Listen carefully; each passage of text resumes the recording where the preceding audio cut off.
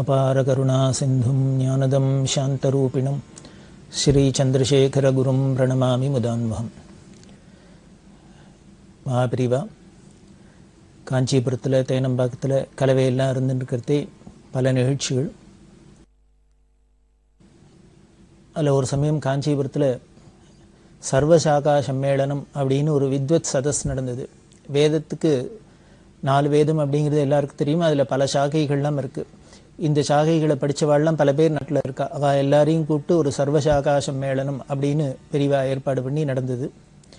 அந்த சர்வசாகா சம்மேளனத்துக்கு காசி முதலான இடங்கள்லேருந்து பல வித்வான்கள்லாம் வந்திருந்தா. ஒரு 10 நாள் போல் அந்த நடக்கிறது. அது முடிய போகிறது. முடிஞ்சு எல்லாரும் ஊருக்கு போகணும். அப்போ ஊருக்கு போகிறதுக்கு முன்னால் காஞ்சிபுரத்தில் மடத்தில் வெங்கடகிருஷ்ண சாஸ்திரிகள் அப்படின்னு இருந்தார்.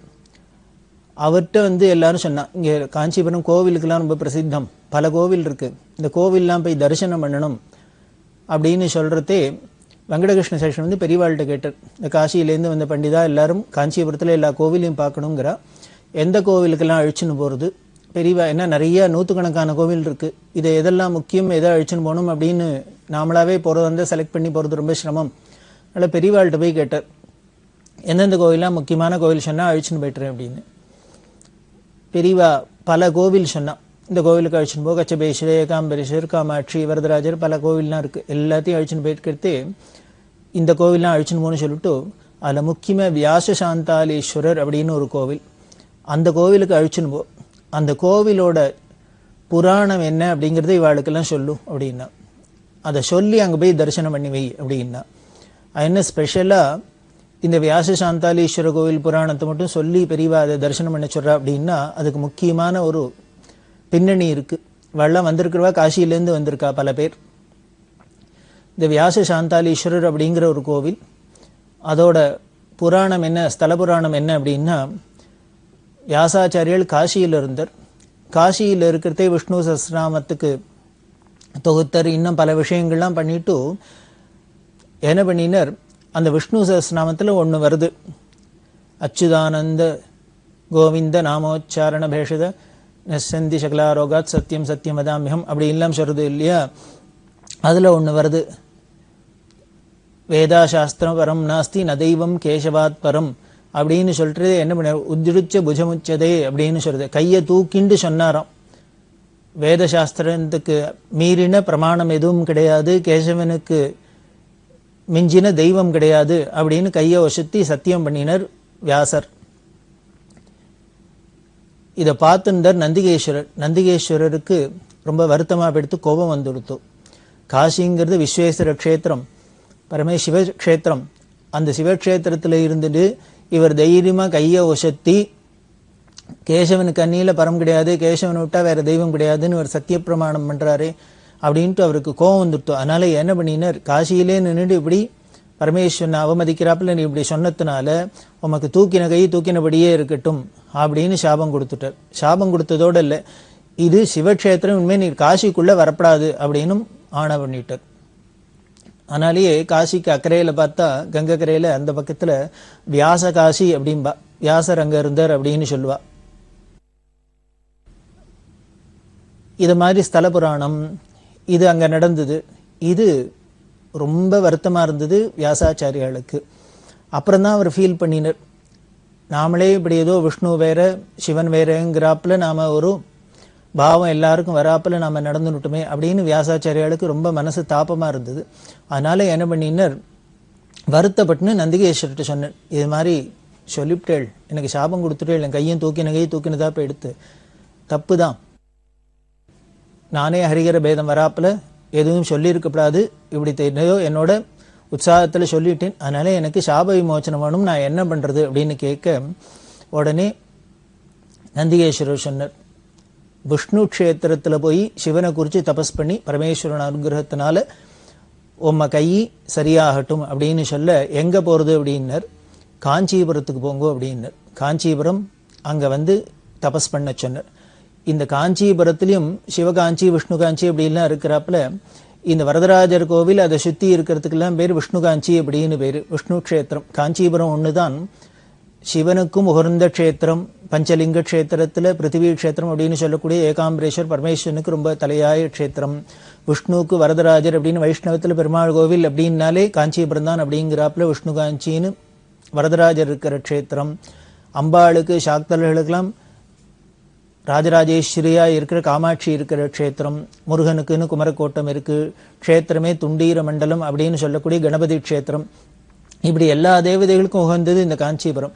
அதில் இந்த விஷ்ணு காஞ்சியில வரதராஜ க்ஷேத்திரத்தை எல்லைக்குள்ள வியாசர் தபஸ் பண்ணி பரமேஸ்வரனை குறித்து தபஸ் பண்ண பரமேஸ்வரன் பிரத்யக்ஷமாயி அவரோட அந்த சாபத்தை போக்கினார். அதுக்கப்புறம் கையை கீழே இறங்கித்து இங்கே தான் வியாசருக்கு மனசு சாந்தி அடைஞ்சுது. ஏன்னா அங்கே ஏதோ காசியில் சொல்லது போக இப்படி நந்திகேஸ்வர சாபத்துக்கு ஆளாக மனசு ரொம்ப தாபப்பட்டிருக்கும் இல்லையோ, தவிச்சுது. அதனால இங்கே அந்த சாபத்தை போக்கிக்கிறதுக்கு காசியிலேயே முடியல. காசியில் சாபத்தை வாங்கிட்டார். காசியில் மனசு திருப்தி அடையல, சாந்தம் அடையல. அதனால நந்திகேஸ்வரோட ஆக்ஞையினால திருப்பி இந்த காஞ்சிபுரத்துக்கு இங்கே தபஸ் பண்ணி தன்னோட சாபத்தையும் போக்கிண்டு மனசும் திருப்தி அடைஞ்சது, சாந்தம் அடைஞ்சது. அதனால வியாச சாந்தாலீஸ்வரர் அப்படின்னு இந்த சுவாமிக்கு பேரு. கதையை சொல்லி அவளுக்கு அங்க தரிசனம் பண்ணிவி அப்படின்னா, ஏன்னா வந்திருக்கிற அத்தனை பேருக்கு பத்தியா ஒரு சாபம் கிடைச்சு கொடுத்தோம்னா அது காசியில கூட நமக்கு போக முடியல. அப்படி காசியில கூட போக்க முடியாத சாபத்தை இந்த காஞ்சியில வந்தா போக்கிக்கலாம். அதனாலதான் இது ஒரு இன்ச்சு கூட அப்படின்னு சொல்றா பெரியவா. விளையாட்டா சொல்ற வழக்கம் உண்டு. காசி காஞ்சி பார்த்தேன்னா எழுத்துல நடுப்புற காசி அப்படிங்கிறோம், கா இஞ்சி அப்படின்னா காஞ்சி அப்படிங்கிறோம். ஒரு இஞ்சு கூட இருக்கு. அந்த காஞ்சியில் இருக்கிற இஞ்சை எடுத்துட்டா நடுப்புற காசின்னு ஆயிடும். அதனால ஒரு இன்ச்சு கூட அப்படின்னு விளையாட்டா சொல்ற வழக்கம் உண்டு. விளையாட்டு இல்லை, அது வாஸ்தவத்திலையும் அப்படிதான் அப்படின்னு மோட்சபுரியில ஒன்னா சொல்லியிருக்கிறதுனால இந்த காஞ்சிபுரத்தை அதோட பெருமையை சொல்லி இந்த வியாச சாந்தாலீஸ்வரோட இந்த கதையெல்லாம் சொல்லி அங்கே போய் தரிசனம் பண்ணி வை அப்படின்னு சொல்லி அழைச்சின்னு வந்தா. அவளுக்கெல்லாம் இந்த காசி பண்டிதாளுக்கெல்லாம் ரொம்ப புதுசா இருந்தது. பல பேர் நாமளும் பல கோவிலுக்கு போறோம், பல ஊருக்கு போறோம், பல க்ஷேத்திரங்களுக்கெல்லாம் போறோம். நாம போறது ஏதோ போய் பார்த்துட்டு வரமே ஒழிய உள்ளுக்குள்ள போனா இது மாதிரி பல க்ஷேத்திரங்கள் இருக்கு. இந்த காஞ்சிபுரத்துல பார்த்தா ஒவ்வொரு சின்ன சின்ன கோவில் மாதிரி இருக்கும். ஒண்ணு பார்த்தா ரொம்ப சர்வசாதாரணமா இருக்கும். அந்த சுவாமிக்கெல்லாம் எப்பேற்பட்ட மகிமையெல்லாம் இருக்கு, எப்பேற்பட்ட மகான்கள்லாம் பூஜை பண்ணியிருக்கா, என்னென்னலாம் வரப்பிரசாதி அப்படிங்கிறதெல்லாம் அங்க நாம தெரிஞ்சுக்கலாம். இந்த வியாசருக்கு சாப விமோச்சனம் அடைஞ்சது, அவருக்கு சாந்தம் ஏற்பட்டது, மனசு திருப்தியாச்சு. அதனால வியாச சாந்தாலீஸ்வரர் அப்படிங்கிறோம். காசியில் அவர் என்ன சொன்னார், கேசவனுக்கு மேல கிடையாது, விஷ்ணுக்கு மிஞ்சின பரம் கிடையாது அப்படின்னு சொல்லிட்டு தானே இவர் சாபத்தை வாங்கிட்டார். அந்த விஷ்ணுக்கே எப்படி சாபம் ஏற்பட்டது, அந்த சாபம் போகப்பட்டது இந்த காஞ்சிபுரத்தில் அப்படிங்கிறது அதுக்கும் ஒரு புராணம் இருக்கு. அங்க ஒரு ஸ்தலம் இருக்கு. காஞ்சிபுரத்துல காமாட்சியோட தெற்கு வீதியில பார்த்தீங்கன்னா தெற்கு மாட வீதியில அதுதான் பெரிய வீதி. அதுல ராமாஸ்கேஃப் அப்படின்னு அதுக்கு பக்கத்துல 4 கட்டடம் தள்ளினாக்க ஒரு விறகு தொட்டி. அந்த விறகு தொட்டிக்கு உள்ளுக்குள்ள ஒரு கோவில். அந்த சுவாமிக்கு பேர் ஹரிஷாப பயஹரேஸ்வரர் அப்படின்னு பேரு. என்ன புதுசா இருக்கு ஹரிஷாப பயஹரேஸ்வரர் அப்படின்னா, அதுக்கு அந்த புராணம் சொல்றது விஷ்ணுவுக்கு பிருகுங்கிற மகரிஷினால சாபம் கிடைச்சது, ஏற்பட்டது. அதாவது விஷ்ணுக்கு இது எதனால சாபம் வந்தது அப்படின்னா, தேவர்களுக்கும் அசுரர்களுக்கும் அப்பப்போ யுத்தம் நடந்துட்டே இருக்கும். அப்படி இருக்கிறதே ஒரு சமயம் தேவர்களோட கை ஓங்கி இருக்கும், ஒரு சமயம் அசுரர்களோட கை ஓங்கி இருக்கும். இது மாறி மாறி தான் இருக்கும் எப்பொழுதுமே. அது மாதிரி தேவர்கள் கை ஓங்கி இருந்தது, அசுரர்களுக்கு ரொம்ப பலகீனமா போயிட்டா. அவளால இனிமே போர் புரிய முடியாது அப்படிங்கிறதுனா ஓடி ஒளிஞ்சுட்டா எல்லாரும்.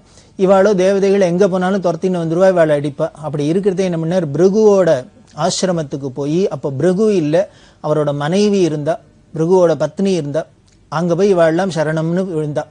எங்களை இவாள்லாம் துரத்தின்னு வரா, எங்களை சம்ஹாரம் பண்ணிடுவா போல இருக்கு, அதனால நீங்க தான் காப்பாற்றணும் அப்படின்னு. ஸ்திரீ இல்லையோ பாவம், எல்லாரும் விழறதே, சரி எல்லாருங்கோ நான் பாத்துக்கிறேன் அப்படின்ட்டு எல்லாரும் உள்ள போங்கோ அப்படின்னுட்டா. தன்னோட ஆசிரமத்துக்குள்ள எல்லா அசுரர்களையும் அனுப்பிச்சுட்டா. இந்த அம்மா வாசல்லையே நின்று இருக்கா. இப்போ இந்திராதி தேவதைகள்லாம் வந்தா.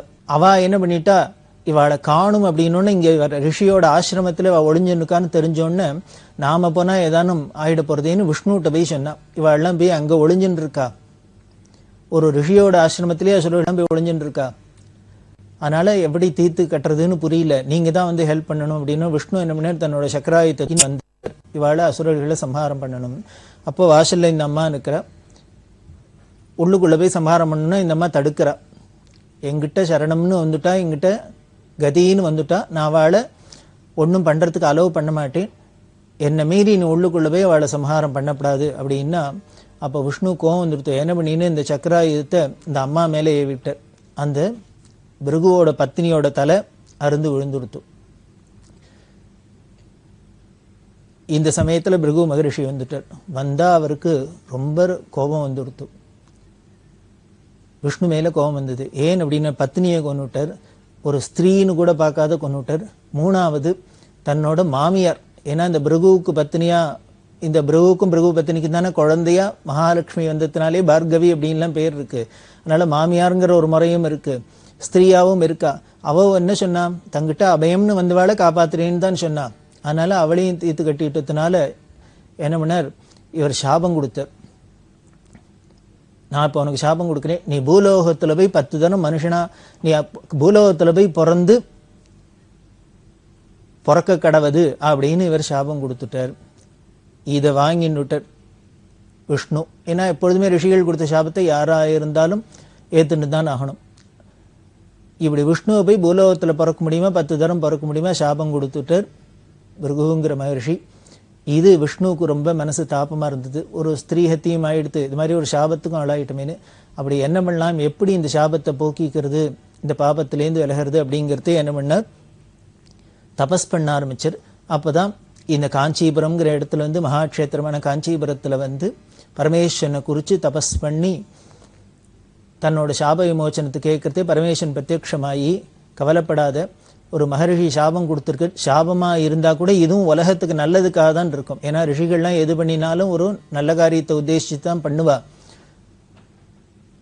அவர் என்ன பண்ணார், 10 தரம் பிறக்கணும் அப்படின்னு சொன்னார். பரவாயில்ல அப்படின்ட்டு தசாவதாரம் பண்ணி, அப்போ நீ இந்த ராட்சசாலாம் நீ வதம் பண்ணிக்கலாம், எல்லாம் பண்ணிக்கலாம், அதனால கவலைப்பட வேண்டாம், அவர் கொடுத்த சாபமே உனக்கு ஒரு பெரிய பூஷணமாக ஆகட்டும், உனக்கு பெரிய அனுகிரகம் ஆகட்டும், தசாவதாரம் பண்ணுறது அப்படின்னு சொல்லி அவரை சமாதானப்படுத்துறதுனால விஷ்ணுவுக்கு ரொம்ப சந்தோஷம் ஏற்பட்டது. அப்படி விஷ்ணு பூஜை பண்ணின சுவாமிக்கு பேர் தான் ஹரிஷாப பயஹரேஸ்வரர் அப்படின்னு பேர்.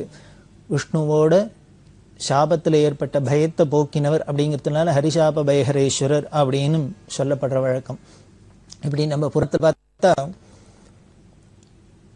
பிரம்மாவோட சிரசை கொய்துட்டார் அப்படிங்கிறதுனால அந்த பிரம்மஹத்தி தோஷம் போகிறதுக்காக விஷ்ணுவை பூஜை பண்ணினார் அப்படின்னு திருக்கண்டியூர் அப்படிங்கிற க்ஷேத்திரத்தெல்லாம் ஸ்தல புராணம் சொல்றது. பரமேஸ்வரன் விஷ்ணுவை குறித்து பூஜை பண்ணி தன்னோட சாபத்தை போக்கினார் அப்படின்னு. இங்கே என்னடான்னா விஷ்ணு தன்னோட சாபத்தை போக்கிக்கிறதுக்காக பரமேஸ்வரனை பூஜை பண்ணினார் அப்படின்லாம் வருது.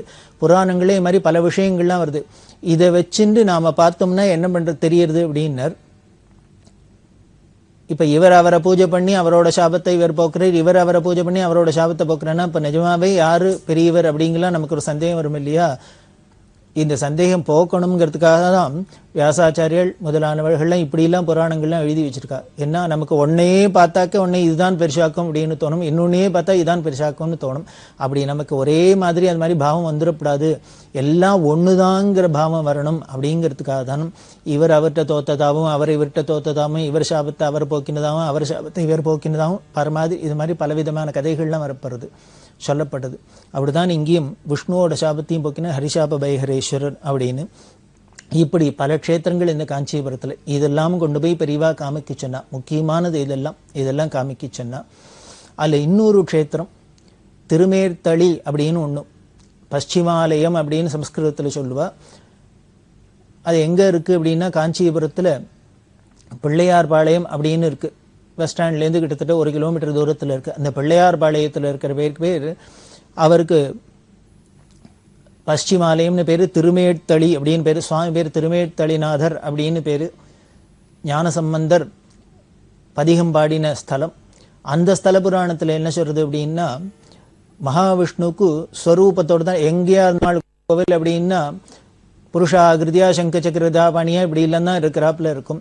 சிவங்கோவில்னு பார்த்தேன்னா லிங்காகாரமாக தான் இருக்கும். இதுக்கெல்லாம் பெரிய தத்துவம் உண்டு. அதாவது வேதம் சொல்றது சாஸ்திரம் சொல்றது முடிஞ்ச முடிவா அது பரபிரம்மமா இருக்கிறதே அது நிர்குணமா இருக்கு. நிர்குணம் அப்படின்னாலே அதுக்கு நாம ரூபம் எதுவும் இல்லாத அரூபமாவும் இருக்கு. அப்படி நிர்குணமா அரூபமா இருக்கிறது சகுணமா உருவத்தோட ரூபத்தோட வருது. அந்த உருவத்தோட ஸ்வரூபத்துல நாம உபாசிக்கிறோம். இந்த உருவமாவும் இருக்கிறதுக்கும் அருவமாவும் இருக்கிறதுக்கு முன்னால நடுப்புற ஒண்ணா என்ன இருக்கு அப்படின்னர். இந்த அருவமா இருந்தது, அருவமா இருக்கிறது உருவமா ஆக போறது. அந்த அருவத்துக்கும் உருவத்துக்கும் நடுப்புற ஒண்ணா வந்தது. அது என்ன? அருவுருவ திருமேனி அப்படின்னு சொல்லுவா. அந்த அருவுருவ திருமேனி தான் சிவலிங்கம் அப்படிங்கிறது. சிவலிங்கத்தை பார்த்தீங்கன்னா உருவம், ஆனா உருவம்னா கண்ணு மூக்கு நாக்கு அது மாதிரிலாம் பர்ஃபெக்டாவும் கம்ப்ளீட் உருவமாவும் இல்லை. அது அருவம்னு சொல்ல முடியாது, உருவம் பூர்ணமான உருவம்னு சொல்ல முடியாது. அதனால தான் அருவுருவ திருமேனி அப்படின்னு சொல்லுவா. அருவமாவும் இருக்கன், உருவமாவும் இருக்கன், நிர்குணமாவும் இருக்கு, சகுணமாவும் இருக்குங்கிற பெரிய தத்துவத்தை காமிக்கிறது தான் லிங்கஸ்வரூபம். இப்படி நமக்கும் இருக்கணும்னு விஷ்ணுவுக்கு ஆசை வந்தது. அதனால பரமேஸ்வரனை குறித்து என்ன பண்ணினர், இந்த திருமேத்தளி அப்படிங்கிற இடத்துல சுவாமியை தரிசனம் பண்ணி பிரார்த்தனை பண்றார், தபஸ் பண்றார். அப்படி தபஸ் பண்ணிட்டு இருக்கிறதே வந்த ஞான சம்பந்தர், பரமேஸ்வரன் மேற்கு பார்த்துட்டு இருக்க இந்த லிங்க திருமேனி, விஷ்ணு கிழக்க பார்த்துட்டு அவரை பார்த்து தபஸ் பண்ணிட்டு இருக்கார் உருவத்தோட.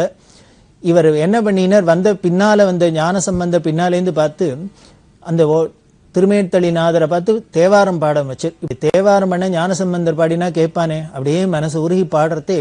இதை கேட்டு இருந்த அந்த விஷ்ணுவுக்கு அப்படியே உருகி போயிட்டார், பக்தியில உருகி கரைஞ்சு போயிட்டார், உருகிட்டார். ஒரு ஆளா இருக்கிற அப்படியே உருகினாக்க மெழுகு, இப்படி பெரிய மெழுகு கேண்டிலா இருக்கும், அது ஏத்தினோன்னு உருக ஆரம்பிச்சுடுத்துனா அப்படியே எல்லாம் கீழே போய் ஒன்னா ஒரு குமிஞ்சாப்பில் ஆயிடும் இல்லையா. அப்படி உருகி அப்படியே ஒரு லிங்காகாரமாயிட்டார். எப்படி உருகினார், பாதம் வரைக்கும் உருகி எடுத்து, மேலேந்து தலையிலேருந்து ஆரம்பிச்சு பாதம் வரைக்கும் எல்லாம் உருகி போயிடுது.